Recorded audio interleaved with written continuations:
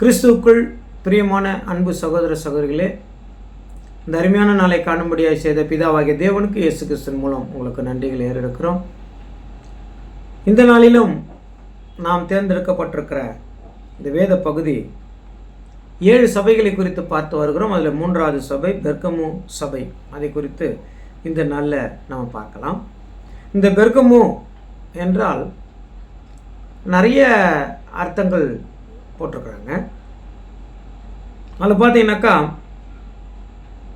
பெர்கமு அப்படின்னா கல்யாணம் அப்படின்னு கூட ஒரு அர்த்தம் வருது. பெர்கமும்னா கல்யாணம் அல்லது திருமணம்.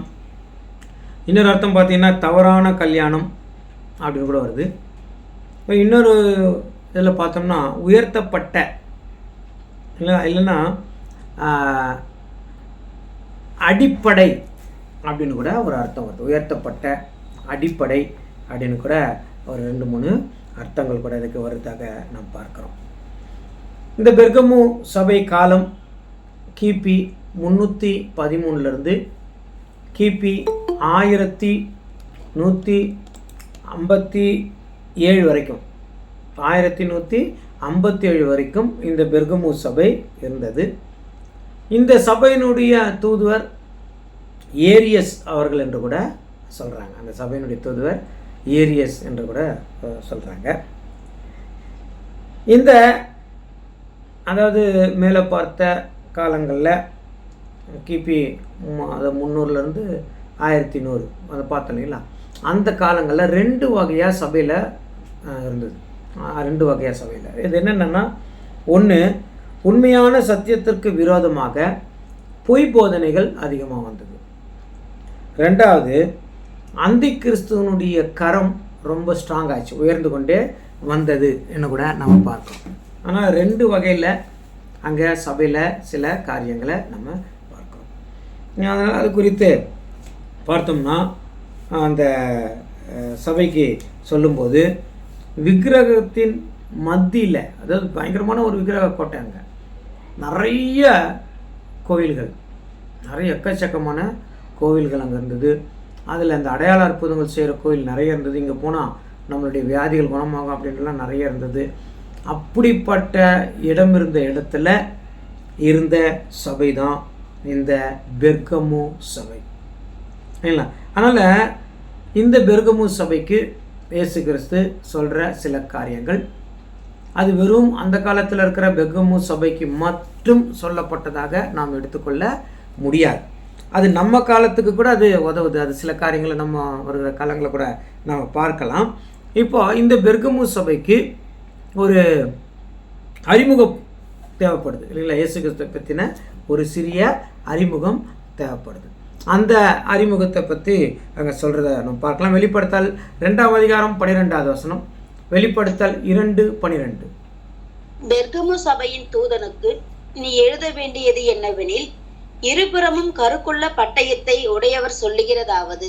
ஓகே, இப்போ இயேசு கிறிஸ்து தன்னை அடையாளப்படுத்துகிறார், தான் யார் அப்படின்னு அவங்களுக்கு சொல்கிறார். அவர் இப்போ என்ன சொல்கிறாரு, இருபுறம் கருக்குள்ள பட்டயம் உடையவர் சொல்லுகிறதாவது.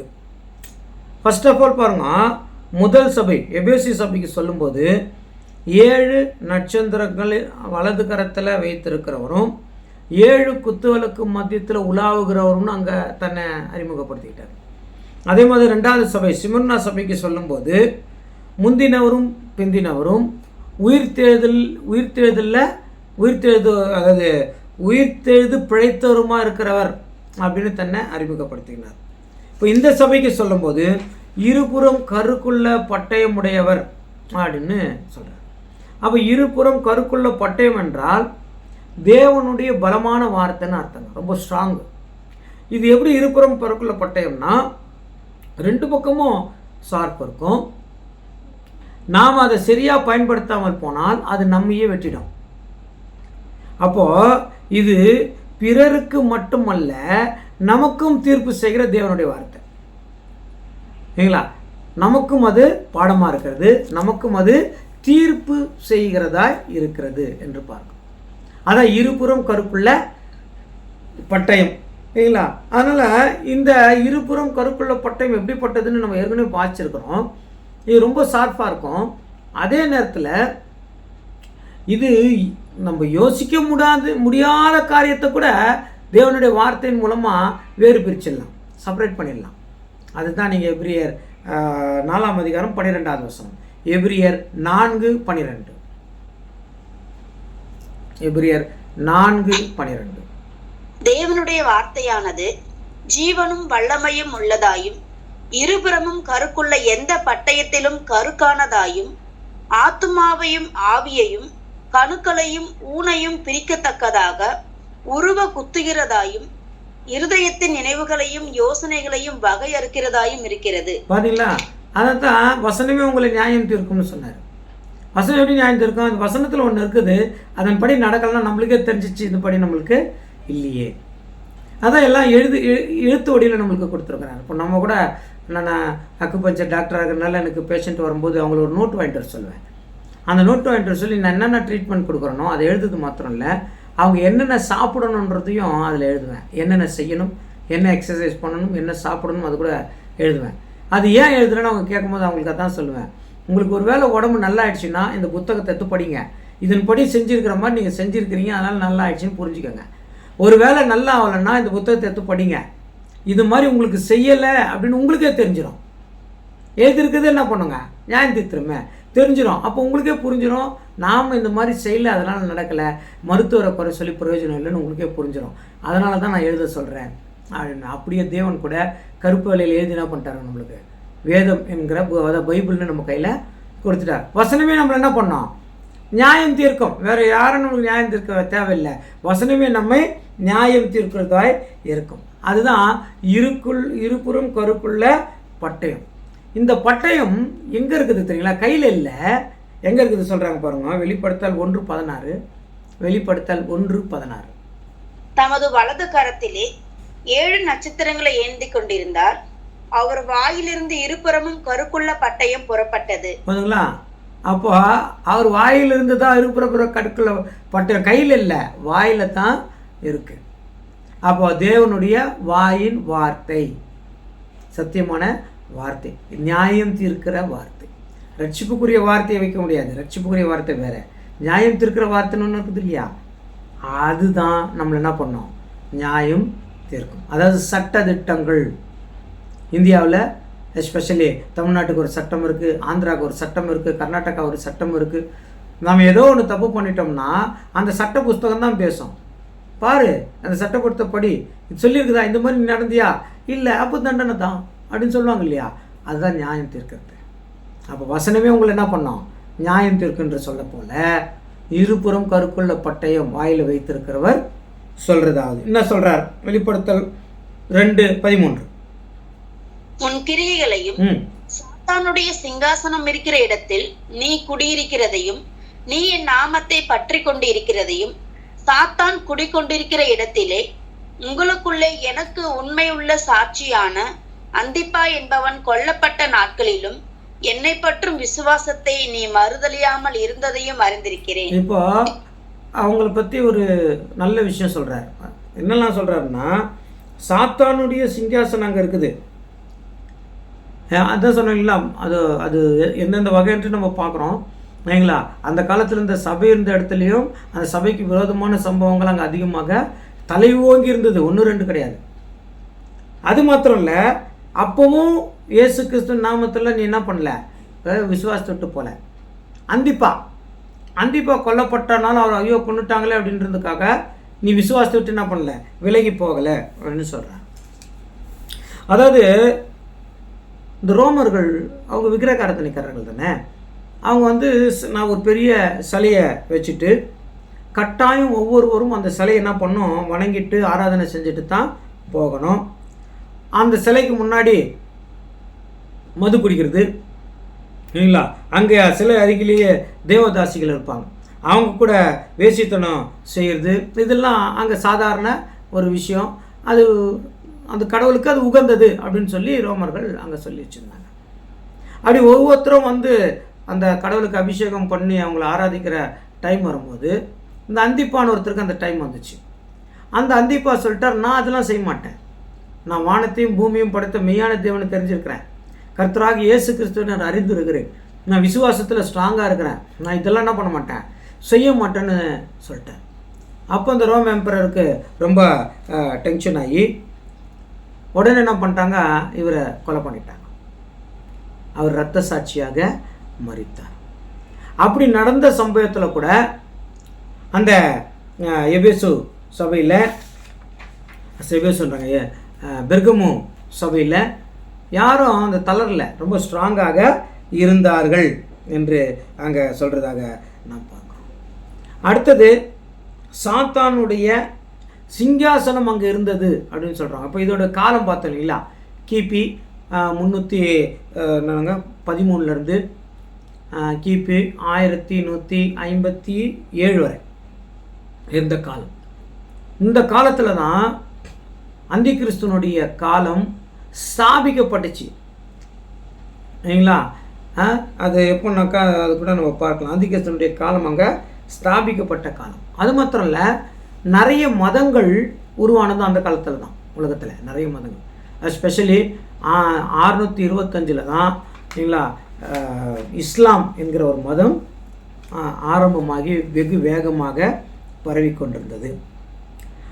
பாருங்க, இதில் நம்ம பார்க்கும்போது இந்த கிறிஸ்து நாடாகிய துருக்கியில் ஒரு முக்கியமான நகரம், கிறிஸ்து நாடாகிய துருக்கியில் ஒரு முக்கியமான நகரம் தான் இந்த பெர்கமு நகரம். ஆனால் இப்போ அந்த துருக்கி இஸ்லாம் நகரம் ஆயிடுச்சு. நான் வரலாற்றில் நிறைய விஷயம் ஊரில் நான் அதாவது இயேசு கிறிஸ்துவின் காலத்தில் இருந்த கிறிஸ்துவம் பரவின, அப்போஸ்தலர் காலத்தில் இருந்த கிறிஸ்துவம் பரவின ஊர்கள் எல்லாம் நான் செக் பண்ணும்போது நிறைய ஊர்கள் இன்றைக்கு இஸ்லாமிய ஊர்களாக மாற்றப்பட்டிருக்கிறது. முஸ்லீம்ஸாக கன்வெர்ட் ஆகிருக்கிறாங்க. இந்த சிமிர்னா, இதுக்கு முன்னாடி பார்த்தா சிமிர்னா துருக்கியில் ஏஜியன் என்ற ஒரு கடல் ஒட்டிய மேற்கு கரையில் அமைந்திருக்கிற ஒரு சிட்டி. இப்போ அதே மாதிரி இந்த எபேசு இல்லைங்களா, இந்த எபேசுனா செல்சுக் அப்படின்ற ஒரு ஊர். செல்சுக் இன்னைக்கு அந்த காலத்தில் எபேசு இருந்தது, இந்த செல்சுக். இது கூட துருக்கியில் மேற்கு கரை பகுதியில் இருக்கிற ஒரு முக்கியமான சிட்டியாக இது இருந்தது. அப்போ ரோமர்கள் காலத்தில் தான் கிறிஸ்துவர்களுக்குள்ள அந்தி கிறிஸ்து ரொம்ப வேகமாக வந்ததுன்னு பார்த்தோம். அப்போ தான் போப்பசி கூட ஆரம்பமாச்சு. இந்த இந்த பெர்கமு சபையின் பெர்கமு தான் அதை எழுதி பெர்கமு சபையின் காலத்தில் தான் நிறைய என்னாச்சுன்னாக்கா இந்த சபைக்குள்ள போப்பசி கூட ஆரம்பமாச்சு. பெர்கமு சபை போப்பசி கூட அங்கே கூட நன்னாச்சுன்னா நிறைய ஆரம்பமானது அப்படின்னு பார்க்குறோம்.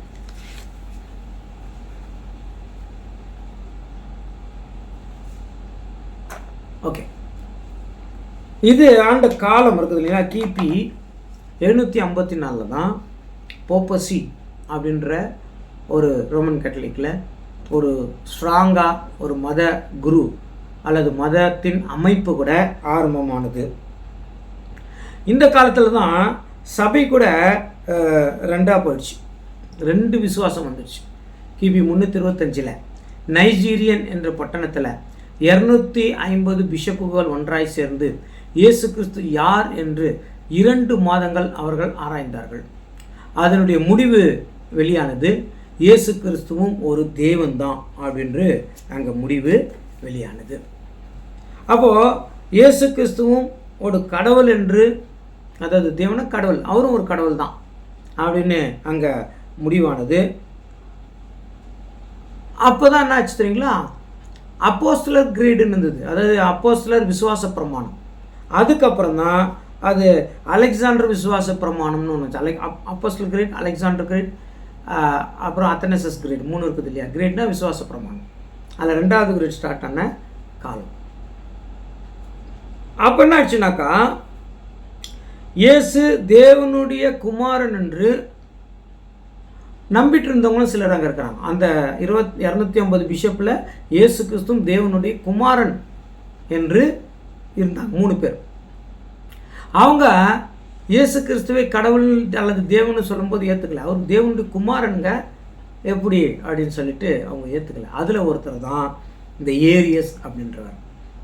இவரை தூக்கி இந்த மனிதர்கள் சாப்பிட்ற தீவில் போட்டாங்களாம். அப்புறம் கொஞ்ச நாள் கழித்து வந்து அங்கே பார்த்தீங்கன்னா அங்கே இருக்கிறவங்களே அவர் கிறிஸ்தவர் ஆகிட்டாங்க. அதெல்லாம் ஒரு வரலாற்றில் நம்ம பார்க்குறோம். அதனால் அந்த காலத்தில் தான் இந்த பீரியட் நான் சொன்னேன்ல, கிபி 13ஆம் நூற்றாண்டுலேருந்து கிபி 11ஆம் நூற்றாண்டு, அந்த காலகட்டம், இந்த சபை இருந்த காலம். அந்த காலத்தில் தான் 5 பிஷப் இருந்தாங்க.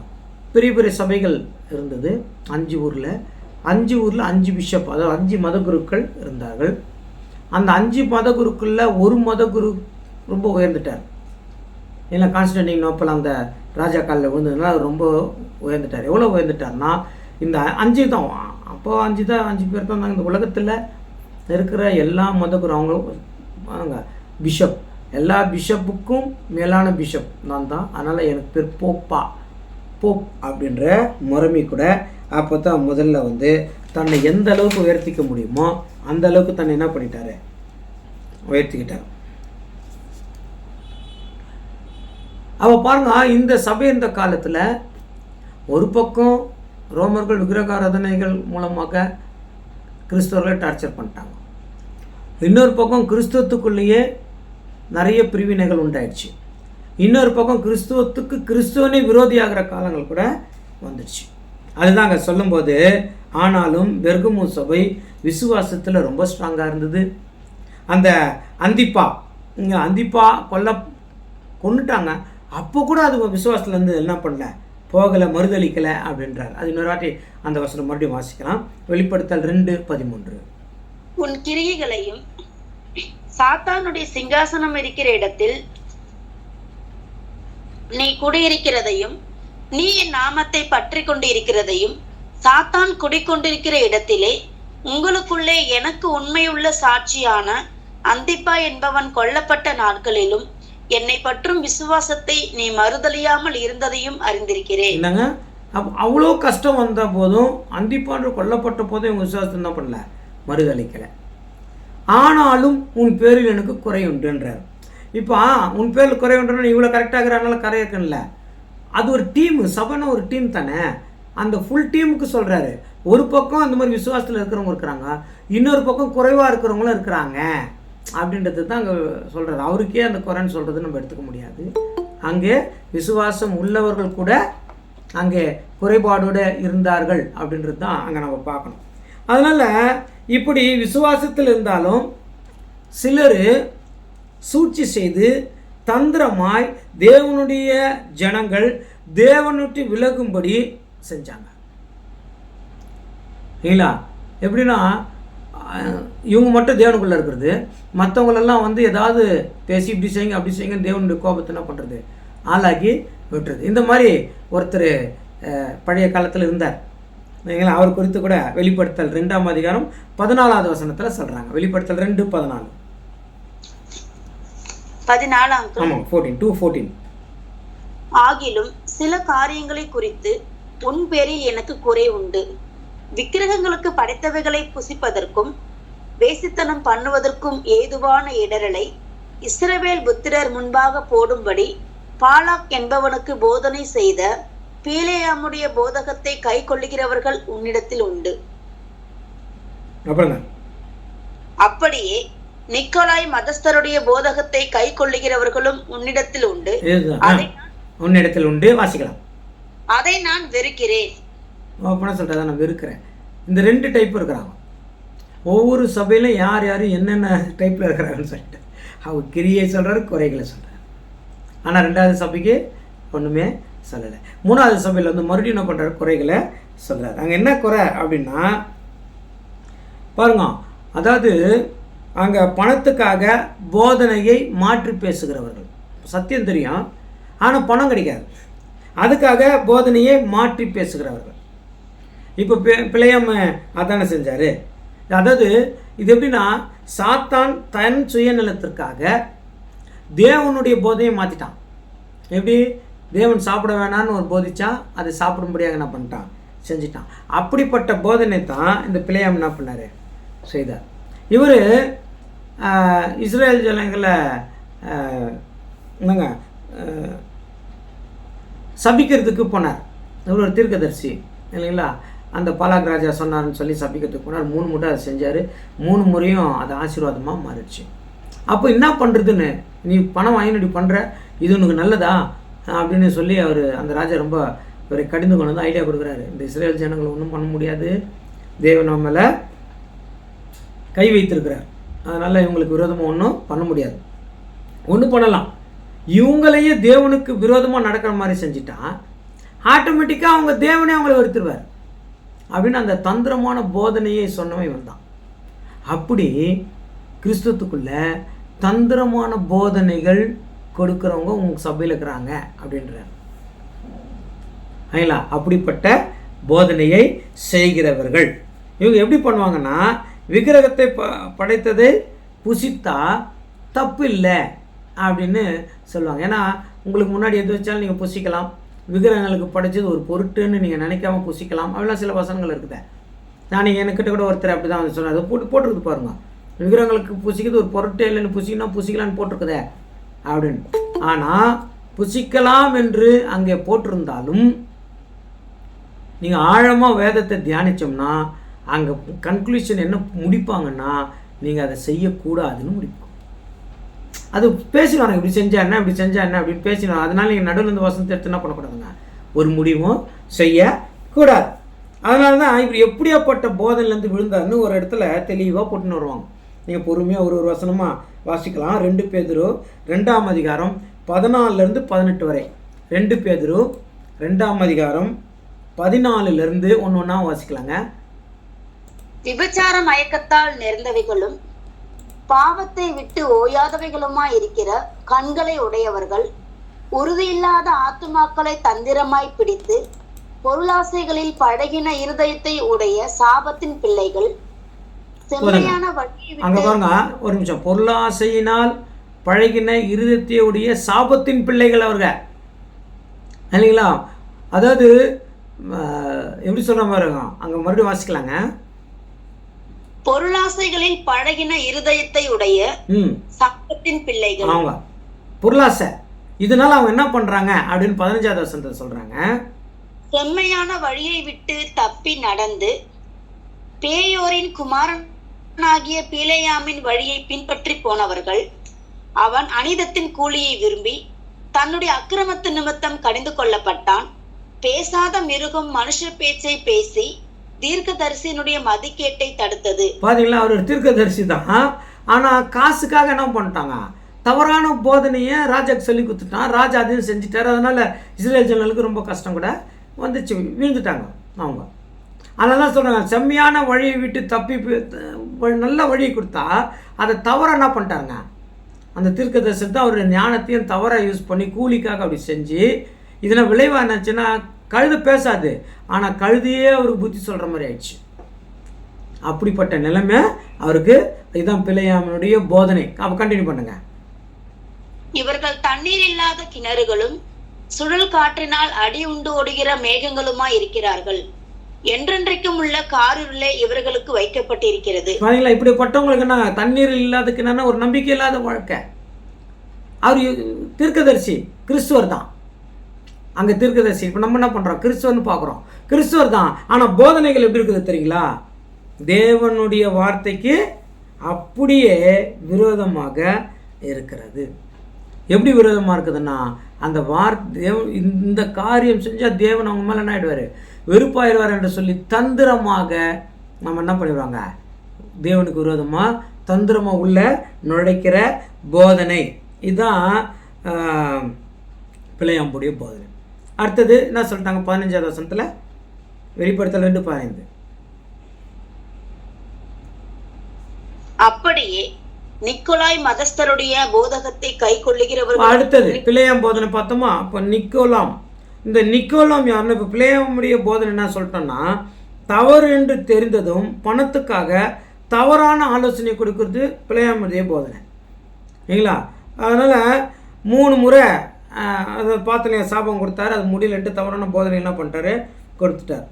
தேவனே அவர்களை வெறுக்கும்படி பண்ணிட்டார்.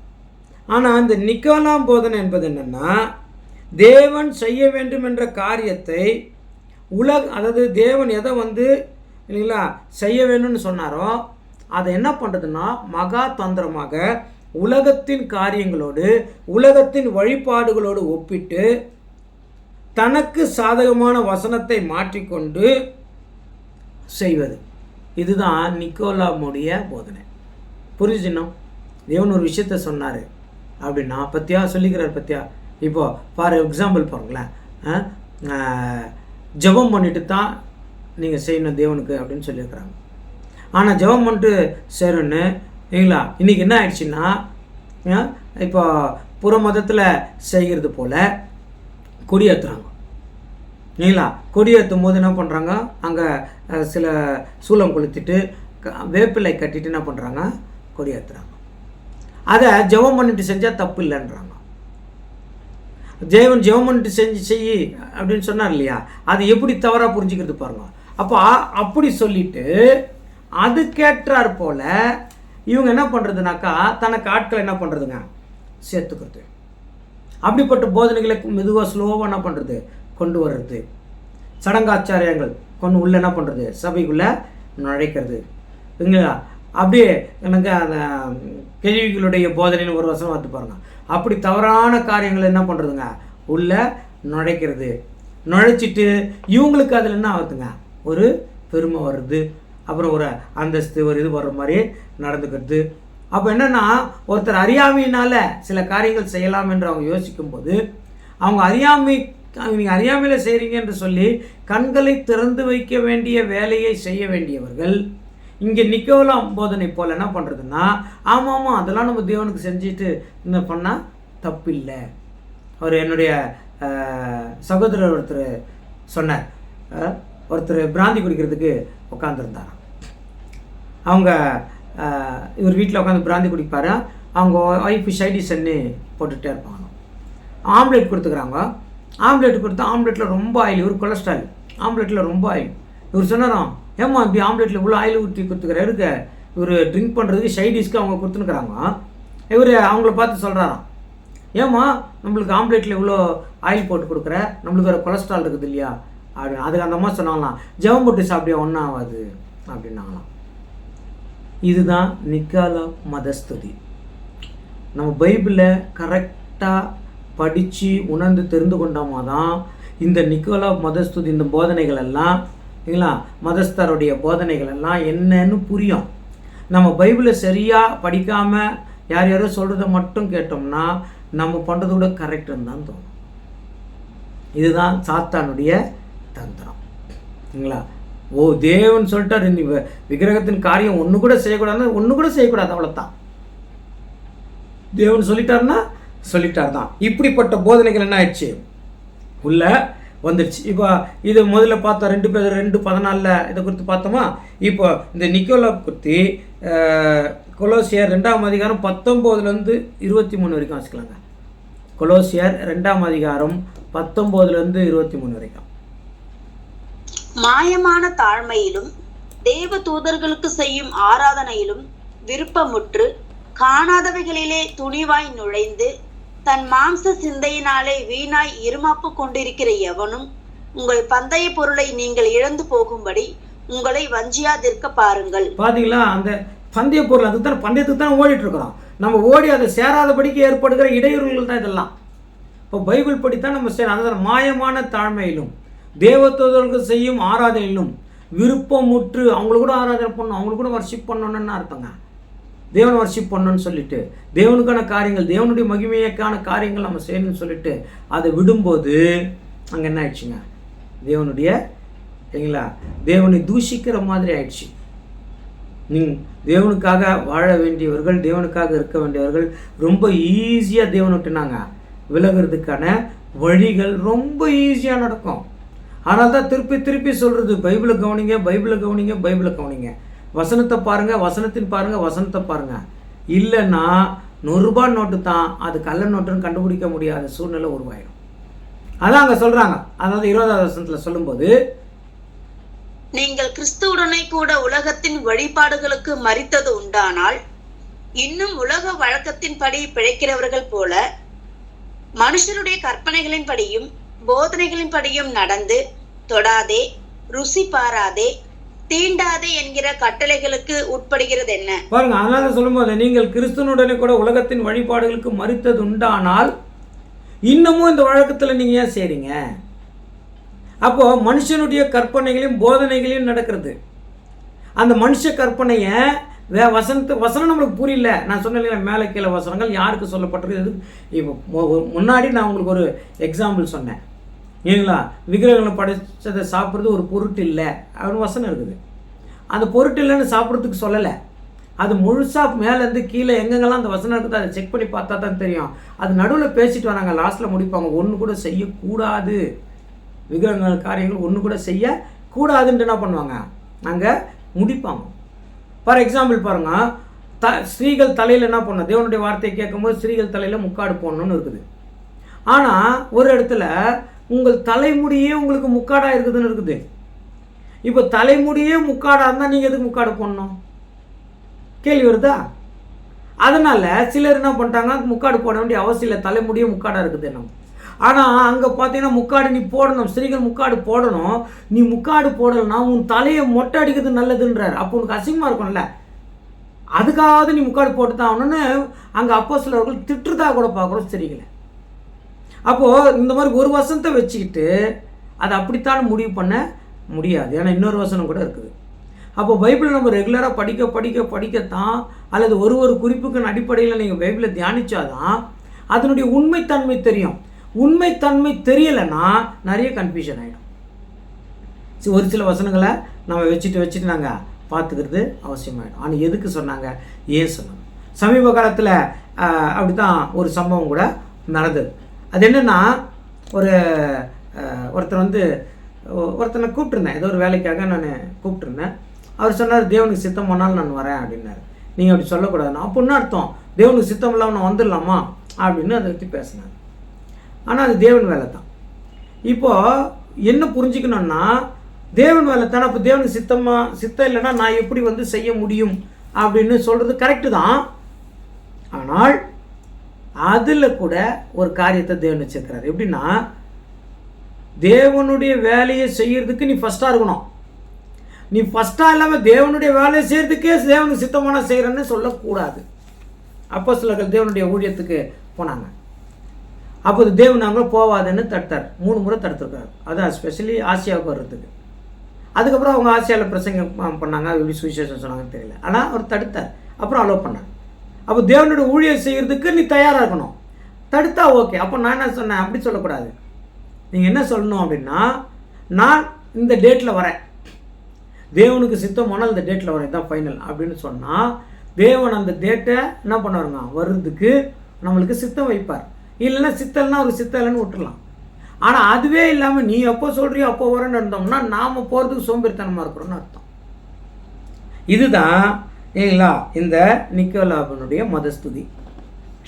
இதுதான் இங்கே நம்ம பார்க்குறோம் இல்லைங்களா. வழிபாட்டிலும் தனி இந்த உலகத்துக்கு, அதாவது மனுஷனுடைய கற்பனைகளையும் போதனைகளையும் நடக்கிறது கூடாது. இவைகளெல்லாம் அனுபவிக்கிறதற்கும் அழிந்து போகுமே, இவைகளெல்லாம் அனுபவிக்கிறதுனால் அழிந்து போகுமே அப்படின்னு சொல்லி 23வது வசனம். இப்படிப்பட்ட போதனைகள் சுய இஷ்டமான ஆராதனையையும் மாயமான தாழ்மையையும் சரீர ஒடுக்கத்தையும் பற்றி ஞானம் என்கிற பெயர் கொண்டிருந்தாலும், ஒரு நிமிஷம், இது ஞானம் என்கிற பெயர் கொண்டிருந்தாலும் தேவன் தான், நம்ம தேவனுக்கு தான் செய்கிறோம், தேவனுக்கு நம்ம ஜெபம் பண்ணிட்டு செய்கிறோம், தேவனுக்கு சித்தம் வந்தால் தான் செய்வோம். இப்படி எல்லாம் நம்ம ஒரு மாதிரி போது பார்க்குறதுக்கு அது எப்படி தான் இருக்குதுங்க, ஞானம் என்று தான் தோணுது. நம்ம ஞானமாக செய்கிறோம் தான் தோணுது. ஆனால் வசனம் மேலே கீழே வாசித்து சரியானது அர்த்தத்தை என்ன பண்ணணும், புரிஞ்சு செய்யணும், தெரிஞ்சு செய்யணும், அதுதான் ஞானம். அதாங்க சொல்கிறாங்க, பற்றி ஞானம் என்று பேர் கொண்டிருந்தாலும் இவைகள் மாம்சத்தை பேணுகிறதற்கே ஒழிய மற்றொன்றிற்கும் பிரயோஜனப்படாது. ஒன்றுத்துக்கு அது என்னங்க பிரயோஜனம் படாது அப்படி என்று சொல்லிட்டாங்க. அது 8வது வசனத்தில் அது எக்ஸ்பிளைன் பண்ணுறாங்க. 8வது வசனம் வாசிக்கலாங்க. லௌகிக ஞானத்தினாலும் மாயமான தந்திரத்தினாலும் ஒருவனும் உங்களை கொள்ளை கொண்டு போகாதபடிக்கு எச்சரிக்கையாயிருங்கள். அது மனுஷர்களின் பாரம்பரிய நியாயத்தையும் உலக வழிபாடுகளையும் பற்றினதை அல்லாமல் கிறிஸ்துவை பற்றினது அல்ல. அவ்வளோதான். இதனால தேவனுக்கு என்ன மகிமை வரும்? ஒரு கேள்வி இருக்குது. இதனால தேவனுக்கு என்ன மகிமை வரும் சரிங்களா? இப்போ பாருங்க, ஃபார் எக்ஸாம்பிள் இப்போ சமீப காலமாக ஒரு விஷயம் நடந்துட்டு வருது. யாராவது இறந்துட்டா சரிங்களா, அவங்களுக்கு 16ஆம் நாள் திதி வைப்பாங்க. இது புறஜாதிகள் மத்தியத்தில் இருக்குது. கிறிஸ்தவர்கள் நம்ம செய்யக்கூடாது அப்படின்ட்டு இவங்க என்ன பண்ணிட்டாங்க, 3ஆவது நாள் வச்சுட்டாங்க. அங்கே கர்மாந்திரம் காரியம் அப்படி பண்ணுறாங்க. கிறிஸ்தவத்தில் அதுக்கு ஸ்தோத்திர கூப்பிட்டோன்னு ஒன்று வச்சுட்டோம். கரெக்டாக ஸ்தோத்திர கூப்பிட்டோன்னு. இதில் பைபிள் எங்கே இருக்குது? ஒருத்தர் மறித்துட்டார், அவ்வளோத்தையும் அடக்கம் பண்ணிட்டு உன் வேலையை பார்த்து நீ பார்த்துன்னு போ, அவங்க வேலையை அவங்க பார்த்துன்னு போட்டோம், அவ்வளோதான். ஆனால் இது புற மதத்தில் அது ஒரு சடங்காக இருக்குது. ஆனால் அதை ஸ்லோவாக என்ன பண்ணிட்டாங்க, கிறிஸ்தவத்துக்குள்ளே என்ன பண்ணியாச்சுங்க, கொண்டு வந்தாச்சு. ஸ்தோத்திர கூட்டம் வைக்கலாம். இப்போ சத்தியம் தெரிஞ்ச நம்மளுக்கு அதுக்கு ஒரு வாய்ப்பு என்ன பண்ணுறோம், யூஸ் பண்ணுறோம் இல்லை? அங்கே வரவங்களுக்கு என்ன பண்ணணும், நாம் ஒரு சத்தியத்தை சொல்லணும். ஆனால் அங்கே வரவங்களுக்கு மைண்டில் என்ன வச்சுட்டு வராங்க, இது காரியம், அவருக்கு கர்மாந்திரம் பண்ணுறாங்க, 16ஆவது நாள் அவருக்கு திதி கொடுக்குறாங்க அப்படின்னு தான் வரும். இதை மாற்றணுமே, அது எங்கே மாற்ற போகிறோம்? வசனம் சத்தியத்தை சொல்கிறோம்னா அது எவ்வளோ பேர் கேட்குறாங்க. அதே அவங்களுக்கு இப்படி ஒரு நிலைமை இருக்குது அப்படின்னு நம்ம காட்டுறோன்னு சொன்னோம்னா வேற ஒரு நாளில் அது அப்படி யார் வராங்களோ அவங்க தான் உண்மையாக என்ன பண்ணுவோம், சத்தியத்துக்காக வர்றவங்க. மீதி பேரெல்லாம் அவங்க நீங்கள் என்ன ஃபங்க்ஷன் சொன்னீங்களோ அதுக்கு வந்தவங்க, அவங்களுக்கு எவ்வளோ வேணும் ஏறாது. ஆனால் நம்மளுக்கு தான் அது என்ன ஆகுது, தவறுதலாக போயிடுது. இதுதான் நிக்கோலோவின் போதனைகள். அப்போது அங்கே 2 போதனை அங்கே உங்ககிட்ட இருக்குதுன்றாரு. ஒன்று என்ன போதனைங்க, பிழையாமது, இன்னொரு நிக்கோ.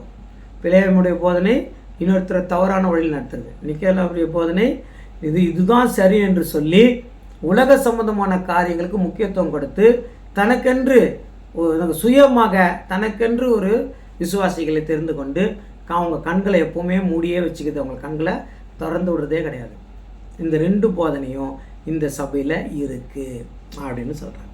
அதனால தான் 16வது வசனம் 16, நீ மனம் திரும்பு, இல்லாவிட்டால் நான் சீக்கிரமாய் உன்னிடத்தில் வந்து என் வாயின் பட்டயத்தால் அவர்களோடு யுத்தம் பண்ணுவேன். ஓகே, இங்கே மனம் திரும்பு அப்படி மட்டும் தான் போட்டிருக்கிறாங்க. மனம் திரும்பு. நீங்கள் மற்ற 2 சபைகளை பார்க்கும்போது அங்கே ஒரு ஆலோசனையும் கொடுக்குறாரு. நீ மனம் திரும்புவதற்கு நான் இப்படி ஒரு ஆலோசனை சொல்கிறேன், அதை நீ செய்யணும். ஆனால் இந்த சபையில் அதை சொல்லவே இல்லை.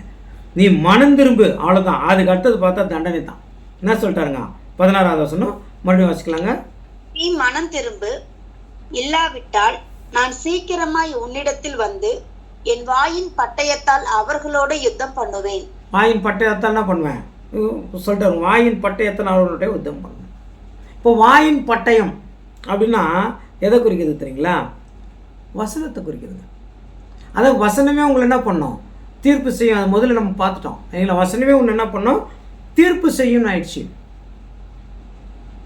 அப்போது தேவனுடைய வாயிலிருந்து வருகிற பட்டயம் தான் உன்னை என்ன பண்ணோம், தீர்ப்பு செய்யும். எதுவுமே முதல்ல மேலே சொன்னார், பட்டயம் இருபுறம் கருக்குள்ள பட்டயம் வச்சுருக்கிறாரு, அது மூலமாக இங்கே தீர்ப்பு செய்வேன் அப்படின்னு இங்கே சொல்லிட்டார்.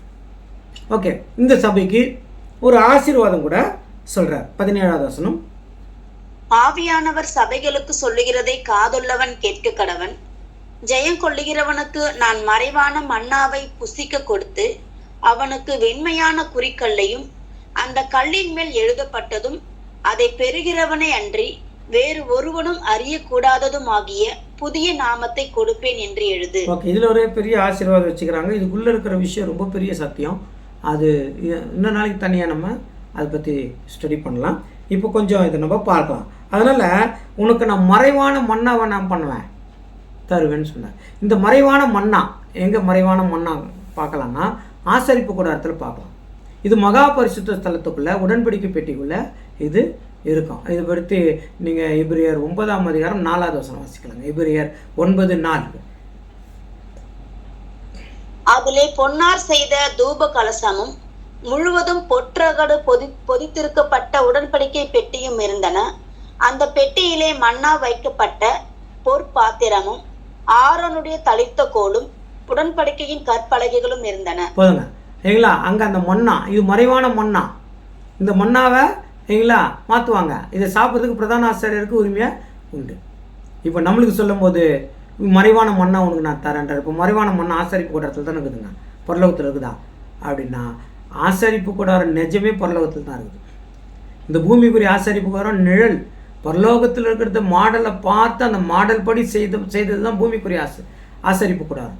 இப்போ அங்கே இருக்கிற மண்ணாவை நம்மளுக்கு என்ன பண்ணுறாராம், உங்களுக்கு நான் தருவேன். இப்போ மண்ணான தேவனுடைய வார்த்தை, நித்திய ஜீவனுக்குரிய பலமான ஆகாரம். இதுதான் யோவான் 6ஆம் அதிகாரம் 58 இருக்குது. யோவான் 6:58.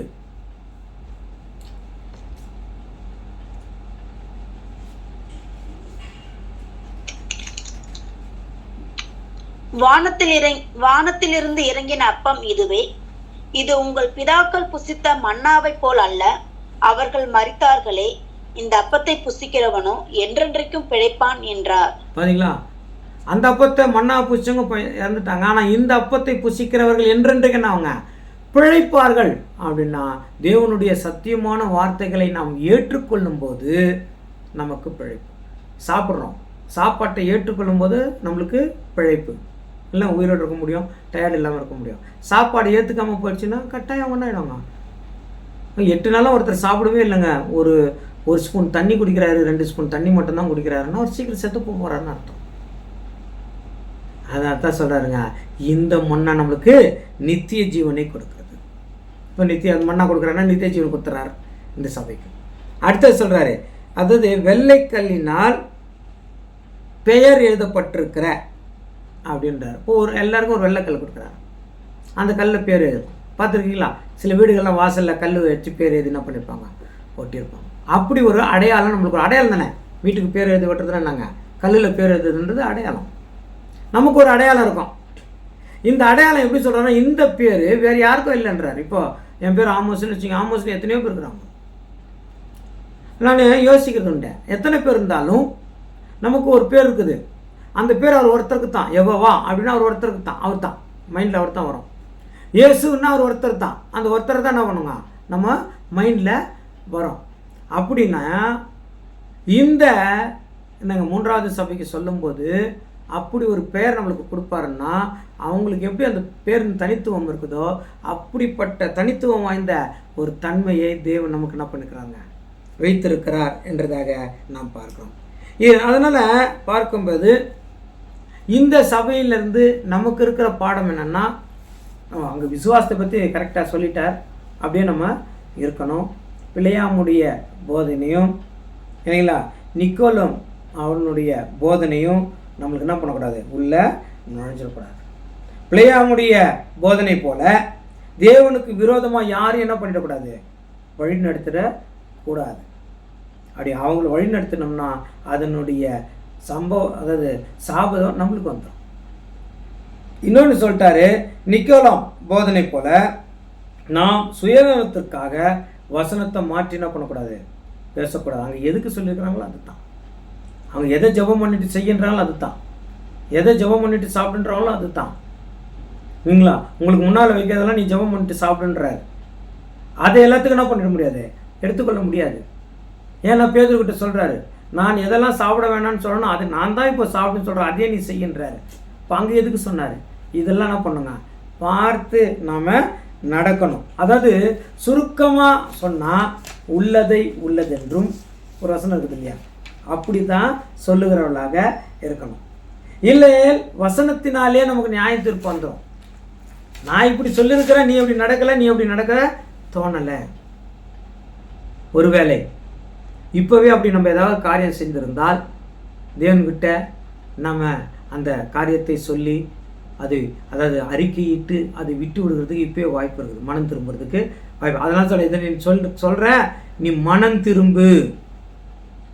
அப்படி மனம் திரும்பினா இம்மையிலும் மறுமையிலும் உனக்கு எப்படி இருக்கும், ஆசீர்வாதமாக இருக்கும் என்று அங்கே சொல்கிறதாக நாம் பார்க்கிறோம். அடுத்த வசனம் வாசிக்கலாங்க, அதை வெளிப்படுத்தல் அதே வசனம் திருப்பி வாசிக்குமா, லாஸ்ட் வசனம் 17வது வசனம். அவனுக்கு வெண்மையான குறிக்கல்லையும் அந்த கல்லின் மேல் எழுதப்பட்டதும் அதை பெறுகிறவனை அன்றி வேறு ஒருவனும் அறியக்கூடாததுமாகிய புதிய நாமத்தையும் கொடுப்பேன் என்று எழுது. அடுத்த வசனம் அது எத்தனாவது வசனங்க, 2:17. 2:17. ஓகே, 2:17. இங்கே 6:17 போட்டுக்கிறேன். ஓகே, இது 2:17 இந்த வசனம் கூட இருக்கிறது என்றதாக நம்ம பார்க்கணும். இங்கே காதுள்ளவன் கேட்க கடவன் அப்படின்னு நான் செக் பண்ணி பார்த்தேன். 7 சபைக்குமே சொல்லுகிறார். 7 சபைக்குமே காதுள்ளவன் கேட்க கடவன், காதுள்ளவன் ஒரு சபைக்கு சொன்னால் போதும் இல்லையா? 7 சபைக்கும் சொல்லியிருக்கிறாரு. அப்போது காதுள்ளவன் கேட்க கடனா நான் சொல்கிறேன், உனக்கு விருப்பம் வந்தால் கேட்டுக்கோ, இல்லைன்னா விட்டுருன்னு அர்த்தங்க. இது ஒவ்வொரு சபைக்கும் எச்சரிப்புக்கு சொல்லி முடிக்கும்போது, அவர்களை ஆசீர்வாதத்துக்குள்ளே நடத்தணும்னு சொல்லும்போது காதுள்ளவன் கேட்க கடவன், காதுள்ளவன் கேட்க கடவன் முடிக்கிறார். இப்போ நம்மளுக்கு என்னங்க, இந்த காதில் வந்துடுள்ள காதுள்ளவன் கேட்க கடவன், கேட்டவர் ஏற்றுக்கொள்ள கடவர், ஏற்றுக்கொள்ளவர் கீழ்ப்படிய கடவர், கீழ்ப்படிந்தவர் அதன்படி நடக்க கடவர். இதுதான் இன்றைக்கு நாம் பார்க்கிற இந்த சபையினுடைய 3வது சபையினுடைய காரியம். இதுதான் பெர்கமு சபையினுடைய காரியம். இதை நம்ம பார்க்கலாம். அடுத்த சபையினுடைய காரியத்தை நம்ம அடுத்த வாரம் பார்க்கலாம். இந்த நல்ல நேரத்தை கொடுத்த பிதாவாகிய தேவனுக்கு இயேசு கிறிஸ்துவின் மூலம் நன்றி செலுத்துகிறோம். இந்த செய்தி உங்களுக்கு பிடித்திருந்தால் நீங்கள் சப்ஸ்கிரைப் பண்ணுங்கள். உங்களுக்கு தெரிஞ்சவங்களுக்கு கூட இதை நீங்கள் மாற்றி அவங்க கூட ஷேர் பண்ணுங்கள். இந்த செய்தி உங்களுக்கு ஆசீர்வாதமாக இருக்கும்னு நம்புகிறோம். மீண்டும் நாம் அடுத்த வாரம் சந்திக்கலாம். இந்த நல்ல நேரத்தை கொடுத்த பிதாவாகிய தேவனுக்கு இயேசு கிறிஸ்து மூலம் நன்றி செலுத்துவோம்.